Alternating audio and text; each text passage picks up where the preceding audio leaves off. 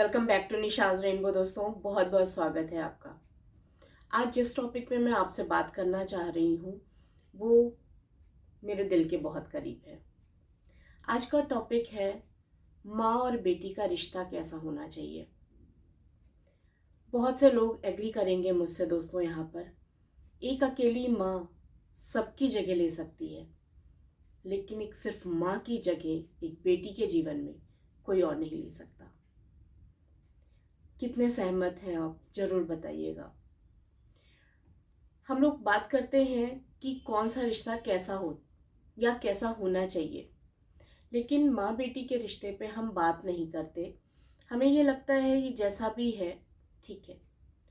लेकिन मैं बताऊँ, मुझे ऐसा लगता है कि कुछ चीज़ें होती हैं इसमें जो कि आपको ध्यान रखना चाहिए।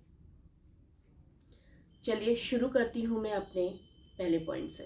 तो दोस्तों, माँ और बेटी का रिश्ता एक गाइड, फिलोसफर, फ्रेंड, बहन, मोटिवेटर, जो भी रिश्ते में आपके जो भी रिश्ते हैं दुनिया में, वो सब एक माँ बेटी के रिश्ते में ज़रूर होना चाहिए। इनमें इतनी अच्छी बॉन्डिंग होती है और हो सकती है। तो यहाँ पे जो भी माएँ सुन रही हैं या जो भी बेटियाँ सुन रही हैं, मैं उन सभी से ये अपील करना चाहूँगी, यहाँ पर कहना चाहूँगी, समय को जाते समय नहीं लगता, इसलिए अपनी माँ की बेस्ट फ्रेंड बनिए। उनकी लाइफ में क्या चल रहा है ये भी जानिए, और आपकी लाइफ में क्या चल रहा है, बिल्कुल माँ से कोई पर्दा मत रखिए। आप सुखी हैं, आप दुखी हैं, आप कुछ भी हैं, माँ को बताइए ज़रूर। आपकी और माँ की जो बॉन्डिंग है वो एक शरीर दो हिस्से हैं बस। आप माँ के शरीर का हिस्सा है, तो वहाँ से आप कुछ छुपा नहीं सकते। उन्हें बताएं और बॉन्डिंग अपनी इतनी मजबूत करें कि कल को आपकी बेटी भी हो तो वो भी कहे कि हाँ, ये होता है माँ बेटी का रिश्ता। तो दोस्तों, सबसे पहली चीज़ मैं यही कहूँगी कि कभी भी कोई भी दूरियां मत रखिए। आपकी दिनचर्या में क्या हो रहा है, माँ की दिनचर्या में क्या हो रहा है, इन सब चीज़ों का ध्यान रखिए। उनसे लगातार कांटेक्ट में रहिए। आप उनके पास हैं तो, आप उनसे दूर हैं तो, ये रिश्ता जितना मजबूत आप बना के रख सकते हैं बना के रखिए, क्योंकि यही वो जगह है जहाँ से आपको 100% केवल अच्छी बातें ही सुनने को मिलेंगी। आपका भला करने वाले ही बैठा है आपके सामने। वो कभी आपका 1% भी बुरा नहीं चाहता। आपके जीवन में जो भी खुशियाँ हैं, आप कुछ अचीव करते हैं, आप कुछ नया करते हैं, जो भी है सारी खुशियों को शेयर करिए माँ के साथ। क्योंकि जब यही रिश्ता जीवन में नहीं रहता है ना, तो बहुत खालीपन लगता है। इसलिए ज़रूर इन चीज़ों का ध्यान रखिए और एक दूसरे का सपोर्ट सिस्टम बनिए। सपोर्ट सिस्टम किस तरीके से? बेटियां बेटियों को माँ दुनियादारी सिखा सकती है, समाज की ऊंच नीच सिखा सकती है, उन्हें और पढ़ने के लिए और आगे बढ़ने के लिए एनकरेज कर सकती है। और बेटियां कैसे माँ को हेल्प कर सकती हैं? टेक्नोलॉजी का ज़माना है, बेटियां बहुत हेल्प कर सकती हैं माँ को कि माँ, हर गैजेट होना चाहिए तुम्हारे पास, तुम्हें इसको चलाना आना चाहिए, तुम्हें डिपेंडेंट नहीं होना है किसी पे। जो माँ सिखाती है बेटी को, वही बेटी को माँ बनकर सिखाना चाहिए अपनी माँ को। माँ की जिम्मेदारी होती है कि वो अपनी बेटी को एक बेहतरीन इंसान बना करके समाज में, क्योंकि सोसाइटी से उसका सबसे पहला, जो कहते नहीं है कि माँ पहला गुरु होती है बच्चे का, किसी भी बेटी का पहला गुरु माँ होती है। उसको हर तरीके का संस्कार, हर तरीके की शिक्षा माँ से ही मिलती है, क्या अच्छा है और क्या बुरा है। तो टाइम एक दूसरे के साथ इस तरीके से स्पेंड करिए, एक दूसरे के पसंद को नापसंद को जानिए। सहेलियां होती हैं ना, एक दूसरे के मन की बातें जानती है, एक दूसरे की पसंद और नापसंद को जानती है। तो इस तरीके से माँ और बेटी की बॉन्डिंग भी होनी चाहिए। उन्हें एक दूसरे की पसंद नापसंद, माँ तुम्हें क्या खाने में पसंद है, बेटी अपने हाथ से बनाकर खिलाए। बेटी को क्या पसंद है उस तरह के कपड़े माँ ला करके दे, खरीद के, शॉपिंग करके।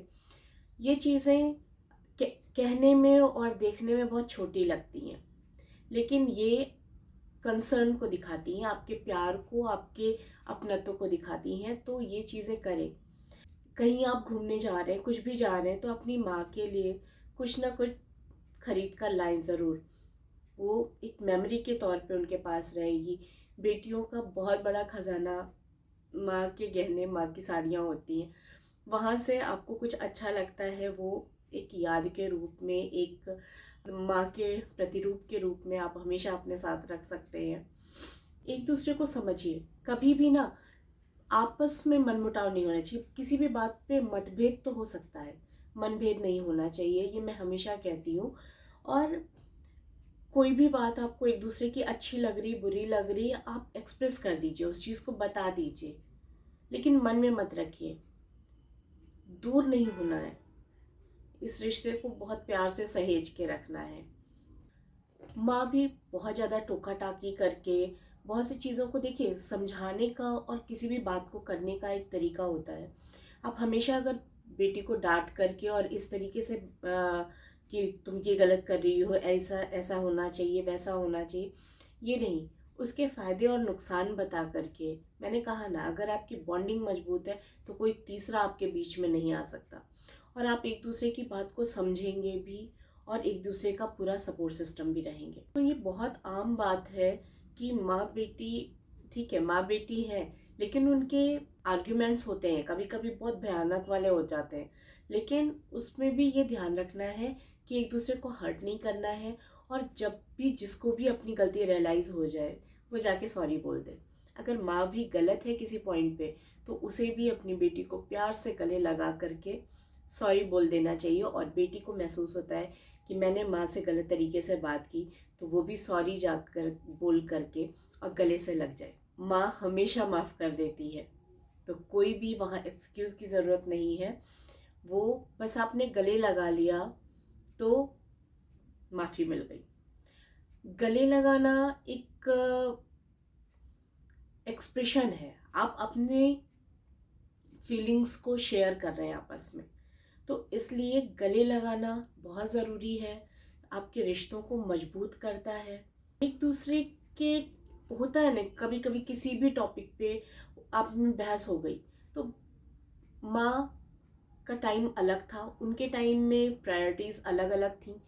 आज का टाइम अलग है, आज के टाइम में बेटियों का प्रायोरिटीज़ अलग अलग है, तो वो समझाना पड़ेगा।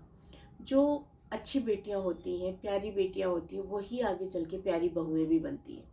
अगर उन्हें अपनी माँ की केयर करना आता है, तो वो डेफिनेटली अपनी सास की भी केयर करेंगी, अपने रिश्तों को सहेज कर रखेंगी।